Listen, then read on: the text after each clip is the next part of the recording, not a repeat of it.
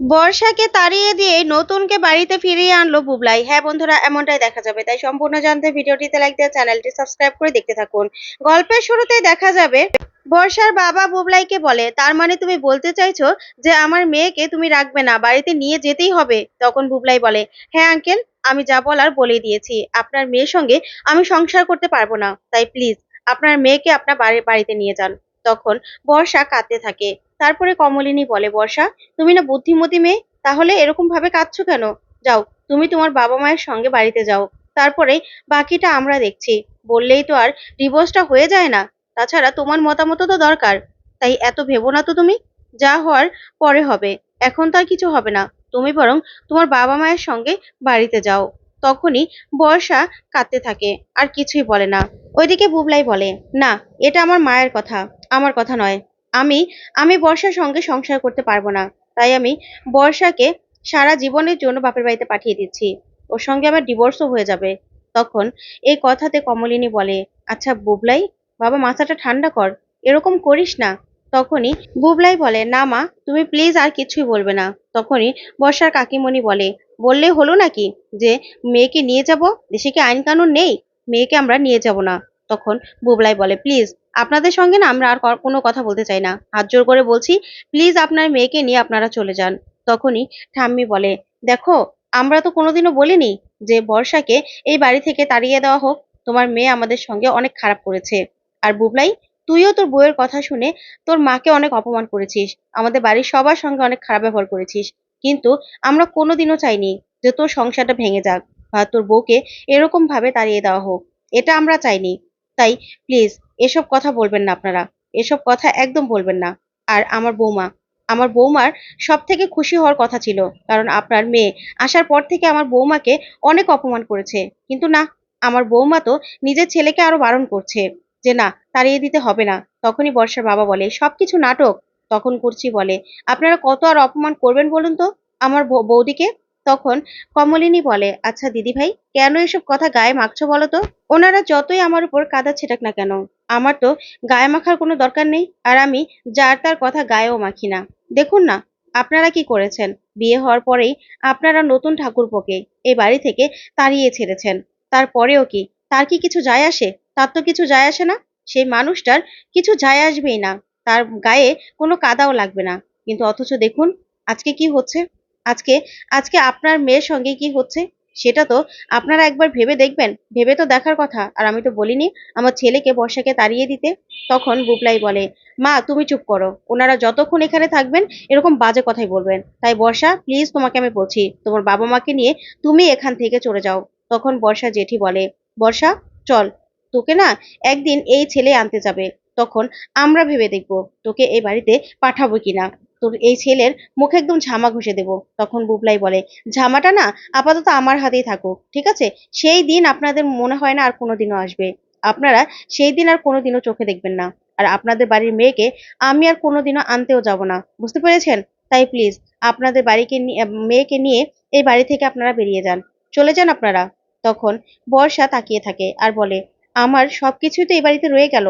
তখন বুবলাই বলে, শোনো বর্ষা, তুমি বললে না আমি সবকিছু কুরিয়ার করে তোমাকে পাঠিয়ে দেবো, বা তুমি এসেও সবকিছু নিয়ে যেতে পারো, কিন্তু আমি তোমার সঙ্গে সংসার করব না, এই আমি বলে দিলাম। তখন এই কথাতে বর্ষা আর কিছুই বলতে পারে না, চুপ করে দাঁড়িয়ে থাকে। তখন বর্ষার বাবা বলে, চলো চলো চলো, চলে যাই মেয়েকে নিয়ে। ওরা আমার মেয়েটাকে সংসার করতে দিল না, মেয়েটার সংসারটা ভেঙেই ছাড়লো।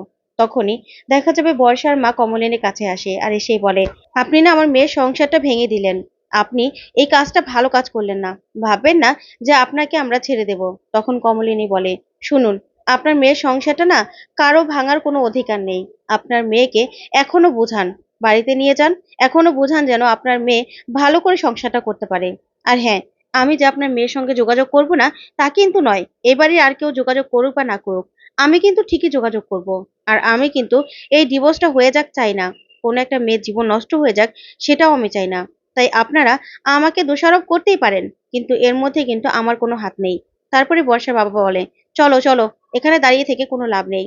তারপরে বর্ষার বাবা বর্ষাকে নিয়ে সেখান থেকে সবাইকে নিয়ে চলে যায়। তারপরে দেখা যাবে কুর্চি আর কমলিনী রান্না করছে। তখন কুর্চি বলে, বৌদি ভাই আমি একটা কাজ করেছি। তখন কমলিনী বলে, কি করেছো দিদি ভাই?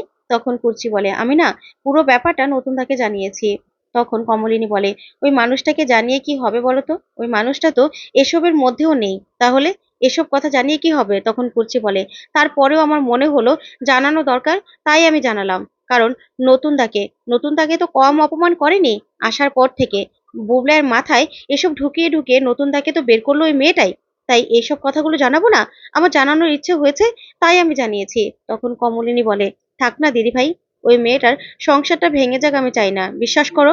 বুবলাই আর বর্ষার সংসারটা ভেঙে যাক, সেটা আমি কখনোই চাই না। কিন্তু হ্যাঁ, যে ভুলটা করেছে সেটা কিন্তু অন্যায় করেছে। তারপরেও মেয়েটাকে একটা সুযোগ দেওয়া দরকার ছিল। তখন কুর্চি বলে, শোনো বৌদি ভাই, তুমি না এসবের মধ্যে আর ঢুকো না, তুমি আর ভালো মানুষই করো না। তুমি এসবের মধ্যে তোমার কোনো ঢোকার দরকারই নেই। বুবলাইয়ের যা ইচ্ছে হবে বুবলাই তাই করবে। মেয়েটার উপর রাগ কি জানো? তারপরেও বুবলাইকে কি করে ঠকালো? ও বলতে পারতো, বুবলাইয়ের কাছে স্বীকার করতে পারতো। তখন মিঠিল সেখানে আসে আর এসেই বলে, আমাকে তো সবাই ভুলেই গেছো। তারপরে কুর্চি বলে, আজকে তো শনিবার, তাড়াতাড়ি চেম্বার শেষ হয়ে গেল তাই না? তারপর বাবিল আসে আর এসেই বলে, তুই সকাল সকাল চলে এসেছিস মায়ের হাতে রান্না খাবি বলে, তাই না? তখন মিঠিল বলে, দেখেছো দেখেছো আন্টি, আমার পেছনে কেমন ভাবে লাগছে। তখন কমলিনী বলে, তুই তো আমার হাতে রান্না খাবি নাকি? আমি তোকে রান্না করে খাওয়াবো। সেটা আবার বাবিলের বলার কি আছে বলতো? তখন বাবিল চোখ বড় বড় করে তাকিয়ে থাকে। তখন দেখা যাবে মিঠি আসে। মিঠি আসলে মিঠিল বলে, ওমা মিঠি, তোমার সঙ্গে তো আমার কথা আছে, কথা বলতে এসেছি। আর বুবলাইদা বাড়িতেই? তারপরেই কুর্চি বলে, বাবা মিঠিল, তোকে কে বলেছে রে? এ জানিয়েছে কে?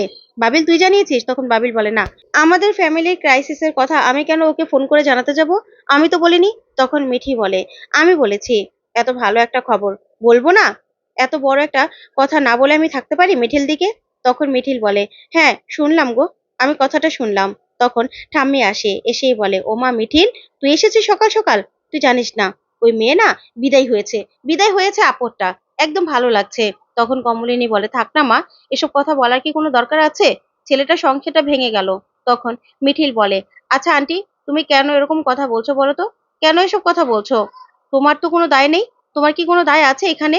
তখন মিঠি বলে, আমার একটা কথা আছে, আমি একটা কথা বলতে চাই এখানে। আসলে বুবলাইতার সঙ্গে না এটা হওয়ারই ছিল। ওর বউয়ের কথা শুনে শুনে মাকে তো আর কম অপমান করেনি, তাই এটা ওর পাওনা ছিল, তাই তো এটা পেয়েছে। তখন কমলিনী বলে, না মিঠি, এই কথা বলিস না, আমি কখনোই চাইনি যে ওদের সঙ্গে এটা হোক। তখন মিঠিল বলে, আন্টি, তোমার চাওয়া না চাওয়াই কি কিছু হবে বলো তো? কিছু হবে না তো? তাহলে তুমি কেন এত ভাবছো বলো তো? কেন ভাবছো? তখন কমলিনী বলে, আমি কি করব বলো?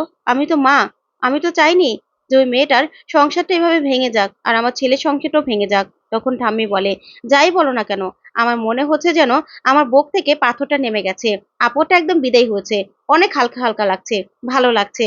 তখন মিঠি সহ সবাই হাসতে থাকে, খুব খুশি হয়ে যায়। তারপরে ঠাম্মি বলে ওঠে, যাই বলিস না কেন, এতদিনেও নতুন যে এ বাড়িতে কি ছিল, আর নতুনের জায়গাটা যে কি, এতদিনেও আমরা ভুলতে পারিনি। নতুন যে চলে গেছে তার কথা এখনো অনেক অনেক মনে পড়ে। নতুনের জন্য কত যে খারাপ লাগে কি বলবো।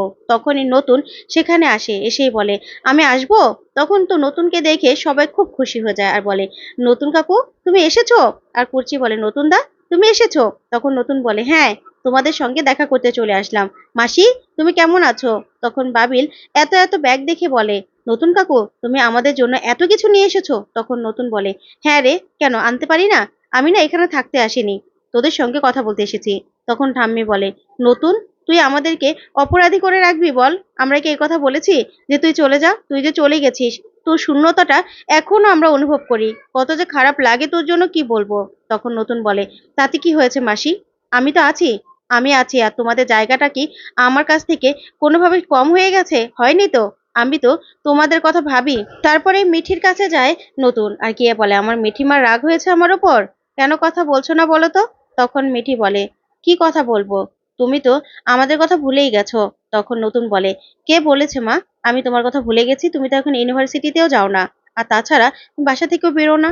আমার ইনস্টিটিউটে যেতে বললাম তাও যাও না, তাহলে তোমার সঙ্গে দেখা হবে কি করে বলো তো? আচ্ছা, তোমার সঙ্গে আর বুবলাইয়ের সঙ্গে কথা বলতে এসেছি। তোমার বিদেশ যাওয়ার কি অবস্থা, কত দূর এগোলে? তখন মিঠির চোখ দিয়ে জল চলে আসে আর বলে, নতুন কাকু তোমার মনে আছে আমার বিদেশ যাওয়ার কথা? তখন নতুন বলে, ওমা আমার মনে থাকবে না? তুমি বিদেশ যাবে, আমি এই বাড়ি থেকে চলে গেছি বলে কি আমি সব কথা ভুলে গেছি বলো তো? আমি কেন ভুলে যাব? তখন তো মিঠি জড়িয়ে ধরে নতুনকে আর বলে, সত্যি তোমার মনে আছে? আমি তো ভাবলাম তুমি মনে হয় ভুলেই গেছো। তখন নতুন বলে, না মা, আমি কিচ্ছু ভুলিনি, আমার সব কিছু মনে আছে।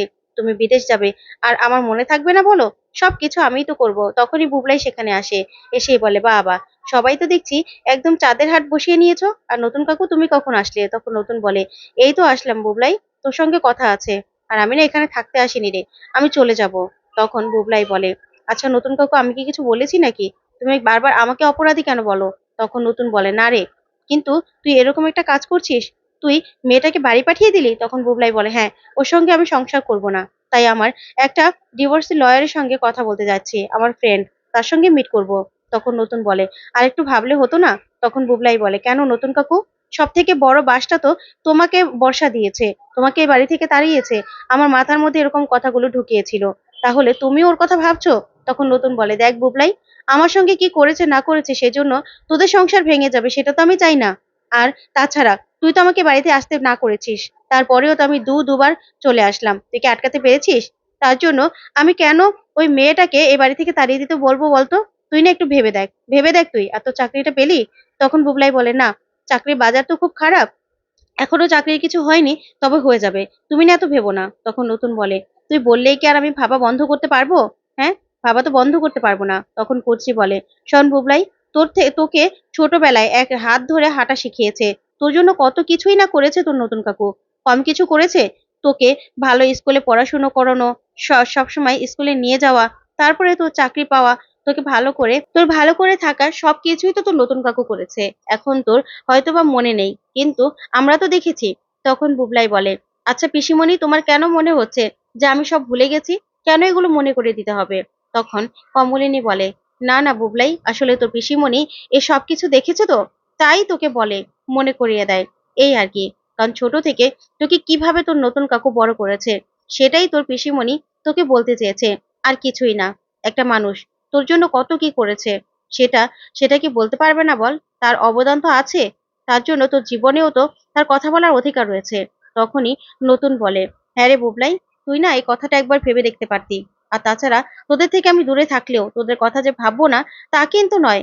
তখন কুচি বলে, হ্যাঁ, তোরা যাই করেছিস না কেন, তার জন্য নতুন দা নতুন দা কিন্তু তোদের ভুল বোঝেনি। আর নতুন দা যে তোর পাশে থাকবে না তাও কিন্তু নয়, সব সময় পাশে থাকবে। আর তোর বউর কথা শুনে তুই তার কম কিছু করিসনি।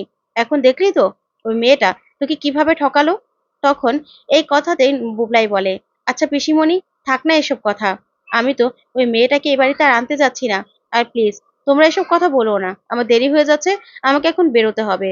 তারপরে বুবলাই নতুনকে বলে, শোনো নতুন কাকু, তোমাকে আমি একটা কথা বলে দেই, আমি সবকিছু মেনে নিব, কিন্তু আমার মায়ের জীবনটা পাল্টে যাক কোনো কারণে, সেটা আমি মেনে নিতে পারবো না। তখন এই কথা শুনে সবাই চমকে যায়। তারপরে করছি বলে, হ্যাঁ রে বুবলাই, তুই এই কথাটা কেন বললি এই কথাটা? তখন বুবলাই বলে, হ্যাঁ, আমার মা যেরকম ছিল ওরকমই থাকবে, হঠাৎ করে কারোর জন্য আমার মায়ের জীবনটা পাল্টে যাক সেটা আমি সহ্য করতে পারবো না। তখন নতুন বলে, এই কথাটা কেন বললি তুই বুবলাই, কেন বললি? তখন বুবলাই বলে, তোমরা বুঝতে পারছো না, আমার মায়ের হঠাৎ করে কেউ খেয়াল রাখবে, আমার বাবার মতো যত্ন করবে, সেটা আমি কিছুতেই সহ্য করব না, কিছুতেই না। তখন বাবিল বলে, আমার মা পাল্টে যাবে কেন? কি বলছিস তুই?